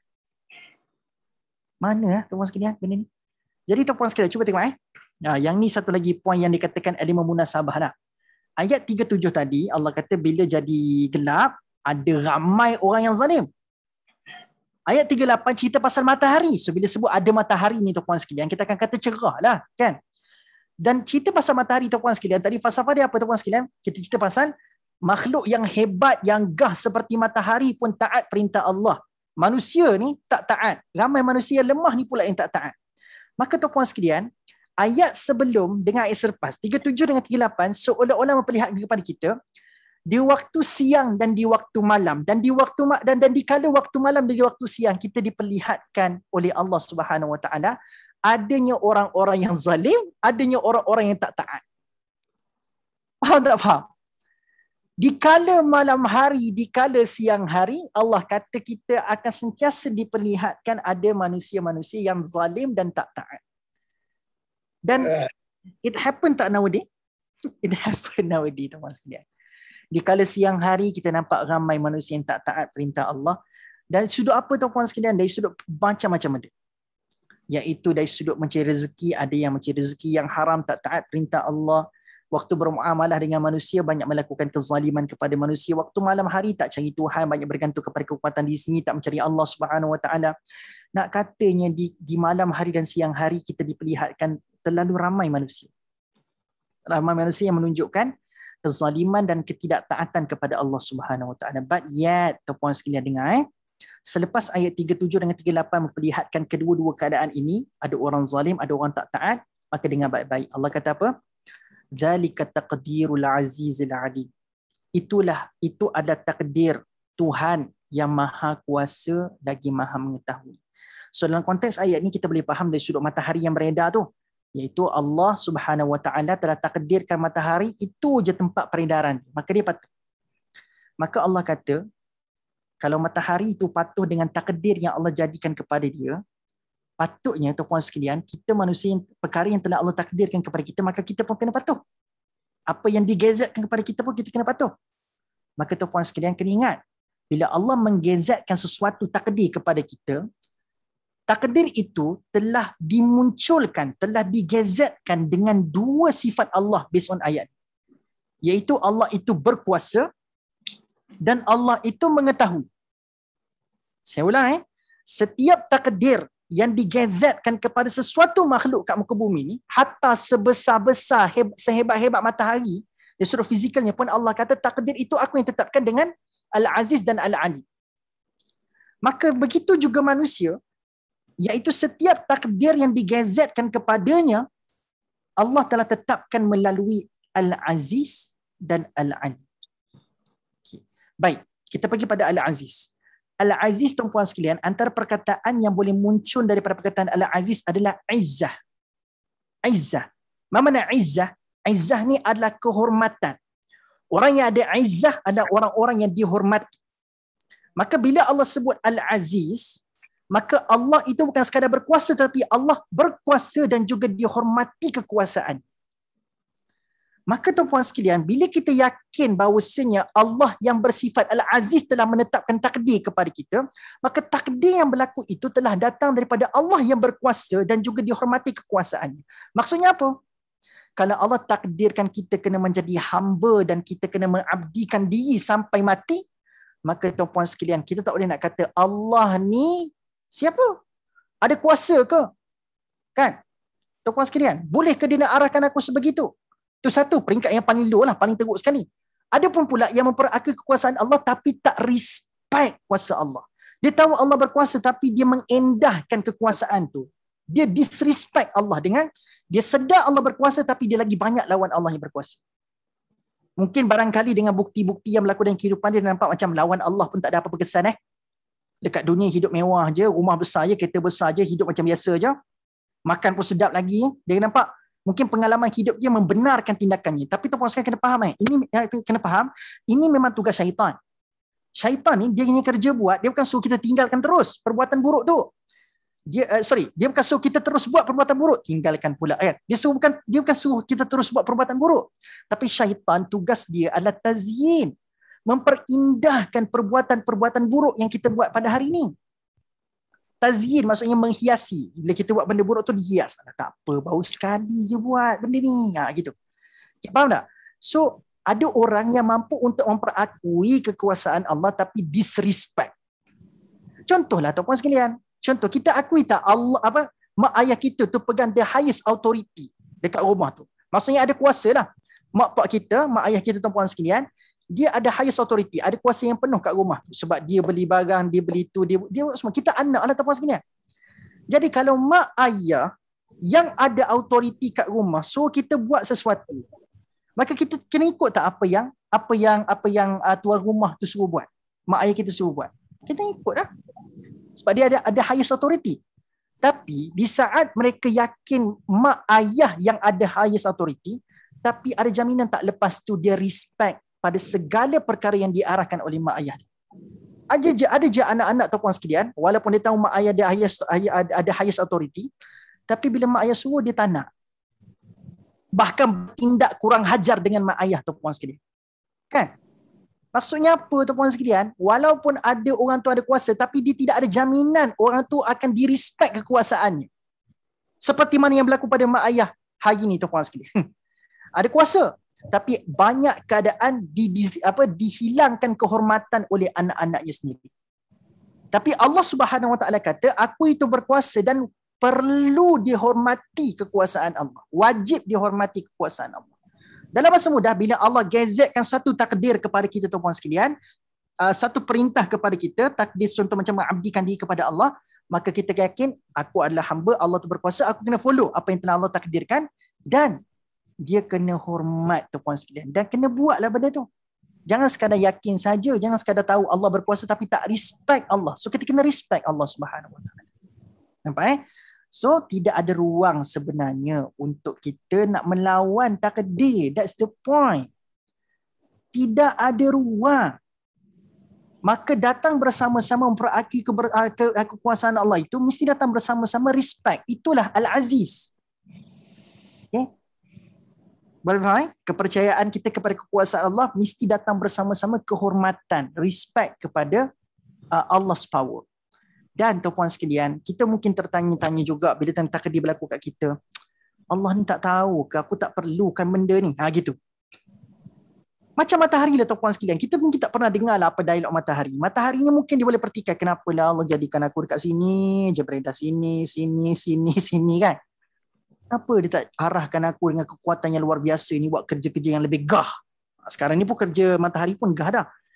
Aku nak perkara yang lebih menyeronokkan daripada ini.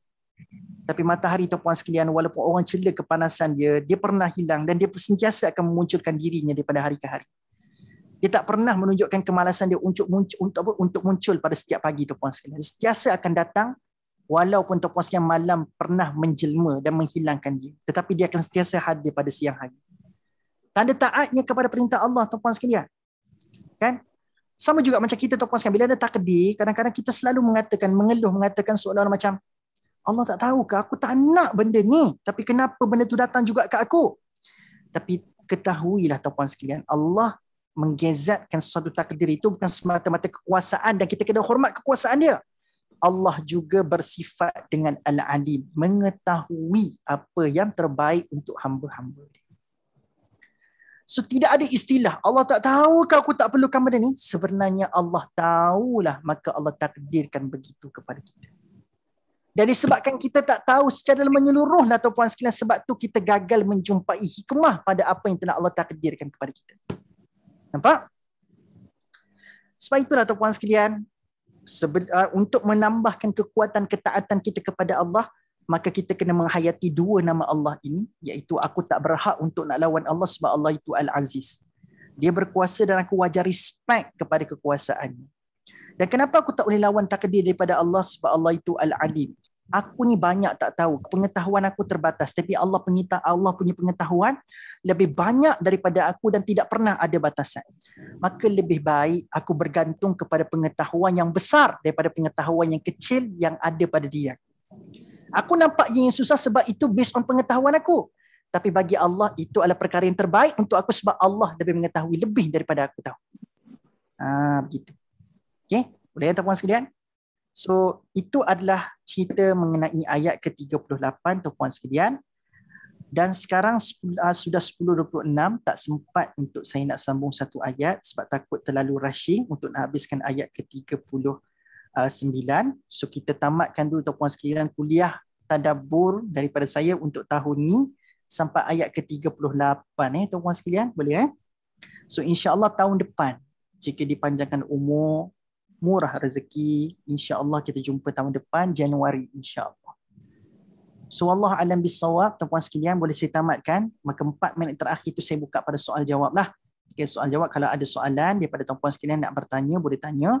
Nak bagi pandangan pun boleh sebab saya percaya tuan-puan sekalian ada daripada kalangan kita ni memang orang-orang yang memang terlibat langsung dengan kajian-kajian alam-alam sekeliling kita pada hari ini. Kalau dia nak share thought, tuan-puan sekalian saya sangat hargai untuk menambahkan lagi makna kepada perbincangan kita hari ini. Okay. So saya berhenti ayat 38, kita sambung next year insya-Allah pada ayat 39. Boleh? Okay, ada tak soalan, pandangan, cadangan? Silakan tuan-puan sekalian. Kalau ada. Boleh bersuara, jangan lupa unmute dulu. Takut dah bersuara 3-4 minit tapi tak sedar tak unmute lagi ya. Boleh nyata. Ustaz. Assalamualaikum warahmatullahi. Siapakah? Saya Khadijah. Khadijah, silakan Puan Khadijah. Apa beza antara bala dengan takdir? Apa beza antara bala Dengan takdir? Okey, baik. Jawapannya tuan-puan sekalian, bala dengan takdir ni kalau ikutkan bala dia lebih kepada, boleh katakan macam mana ya, bala ni adalah satu bentuk ujian. Sebab bala pun istilahnya kalau di sudut bahasanya maksudnya adalah ujian. Okay. Bala ni adalah ujian yang akan menyebabkan kita ni memilih antara dua keadaan. Sama ada kita nak menjauhkan diri daripada Allah ataupun kita nak mendekatkan diri kepada Allah. Okay. Sebab tuan-puan sekalian, hari itu saya dengar ada orang kupas bala ni akan menjauhkan kita, bala ni adalah ujian yang datang menjauhkan diri kita daripada Allah. Tak, sebenarnya bala tu yang ada dua pecahan. Bala ujian ataupun bala azab. Gitu. Okay? Bala ujian ataupun bala azab. Itu yang kena bezakan. Kalau bala ujian ni adalah Allah datangkan untuk tujuan manusia ni makin mendekatkan diri kepada Allah. Sebab bila mana ujian kan, bila manusia susah, banyak manusia akan cari Tuhan time susah. Maka Allah datangkan bala yang berbentuk ujian supaya akhirnya manusia akan kembali kepada Allah. Tapi kalau bala azab tuan-puan sekalian, itu adalah bala hukuman kepada manusia. Disebabkan kerosakan-kerosakan ke, disebabkan tidak bersyukurnya ke, maka Allah datangkan bala disebabkan dosa-dosa yang dilakukan oleh manusia. Itu adalah bala azab. Maka apakah beza dengan takdir? Maka sebenarnya dia garis yang sangat-sangat berbeza, iaitu apa? Takdir ni adalah ketetapan. Dan dalam ketetapan itu tuan-puan sekalian, adanya ujian. Faham tak? Maksudnya, ibtila ataupun bala itu adalah juzuk dalam takdir. Takdir ni ibaratnya macam satu kitab penuh, tetapi dalam juzuk-juzuk kitab penuh itu adanya ujian. Faham tak faham? Sebab itulah tuan-puan sekalian, bila kita sebut dalam doa kunut kita pagi tadi, bila kita sebut falakal hamdu ala ma qadaita, aku janji ya Allah akan ucap syukur pada setiap perkara yang ditakdirkan kepada aku. Takdir kat sini tuan-puan sekalian, dia boleh datang dalam dua keadaan. Pertama, takdir boleh datang dalam bentuk nikmat, dan takdir juga berhak untuk datang dalam bentuk musibah. Dia boleh jadi nikmat, boleh jadi musibah. Jadi tuan-puan sekalian, dalam kamus takdir kita akan ada di sana babak nikmat pun salah satu daripada juzuk takdir kita. Dan ada di sana juga dalam juzuk takdir kita tuan-puan sekalian, ada yang dinamakan sebagai ibtila ataupun ujian. So kalau Puan Khadijah tanya apakah beza, maka bala itu saya dah jelaskan tadi tentang konsep bala macam mana. Dan kalau secara ringkas pada jawapan pada soalan Puan Khadijah tadi adalah, iaitu bala itu adalah juzuk daripada takdir. Takdir itu adalah kitab ataupun kamus besarnya pada diri manusia. Itulah kot Puan Khadijah. Okey tak? Menjawab soalan tak? Mana Puan Khadijah? Ya, okey Ustaz. Jadi kadang tu bala tu tak semestinya buruk je kan, yang orang kaya, contohlah orang kaya tak bersyukur ke, ini merupakan bala juga bagi kehidupan tu lah. Betul. Kan? Kena bezakan bala azab dengan bala ujian Puan Khadijah. Bala, sebab kalau kata bala tu semua menjauhkan diri manusia daripada Allah, kenapa Allah sebut perkataan bala kepada Nabi Ibrahim? Allah sebut dalam surah Al-Baqarah kan, wa idzi batala Ibrahim rabbuhu bikalimatin fa'atammahun. So perkataan itu juga digunakan kepada Nabi Ibrahim. Kalaulah kita katakan bala tu sentiasa azab dan bencana kepada manusia, maka Allah gunakan perkataan tu kepada Nabi Ibrahim. Adakah Allah datang ke sesuatu bala bencana kepada Nabi Ibrahim? So itu antara dalil lah. Kita katakan Nabi Ibrahim pun disebutkan perkataan wa idzi batala Ibrahim rabbuhu bikalimatin fa'atammahun. So begitulah. So nak katanya tidak semua bala tu dalam konotasi yang nampak buruk. So sebab tu saya katakan beza di antara bala ujian dengan bala azab. So bala yang azab tu yang kita na'udzubillah lah, kita minta jauh lah daripada Allah. Tapi bala ujian memang semua kita akan kena. Memang tak boleh nak terlepas. Asal namanya manusia, memang kena bala ujian. Itu pun syarat untuk menjadi manusia yang normal kat muka bumi ni tuan sekalian. Boleh Puan Khadijah? Terima kasih. Assalamualaikum. Ada satu soalan lagi ni, sempat kita tak nak jawab ni. Ayat 36, adakah mungkin boleh kita katakan pasangan yang tidak tahu dalam ayat 36 antara benda yang tidak hidup atau tidak bernyawa tetapi kewujudan mereka tetap Allah ciptakan secara berpasangan, atau benda yang manusia cipta tetapi Allah ilhamkan benda itu juga berpasangan? Boleh juga Tuan Zaid, iaitu dari sudut kita nak memahami ataupun kita nak buat refleksi terhadap ayat ini, wa mimma la ya'lamun, itu dari sudut orang yang belum berpasangan kan. Tapi dia tak tahu siapa pasangan dia. Tapi hakikatnya ada, tapi kita yang tak jumpa lah, belum Allah pertemukan lagi. Jodoh lah tuan-puan sekalian kan. Sebab dia yakin Allah ciptakan semua manusia berpasangan. Tapi ada kebarangkalian tuan-puan sekalian, penciptaan pasangan itu tidak berlaku di dunia.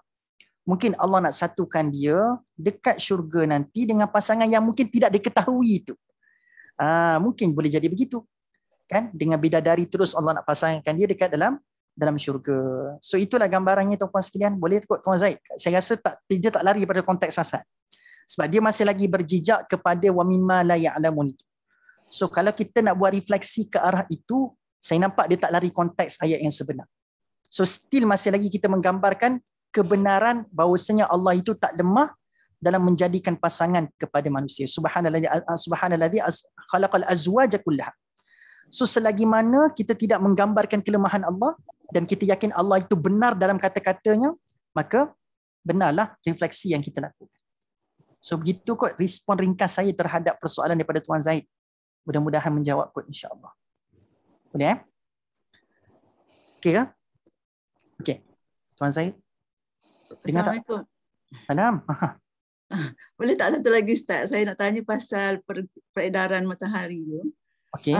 Sebab saintis sekarang mengatakan bahawa universe tu adalah berkembang, expanding universe. Okay. Jadi adakah maksudnya matahari itu beredar pada jalan-jalan yang tertentu tapi menuju ke satu arah yang kemusnahannya pada hari kiamat? Adakah itu boleh tak ditafsirkan sebegitu?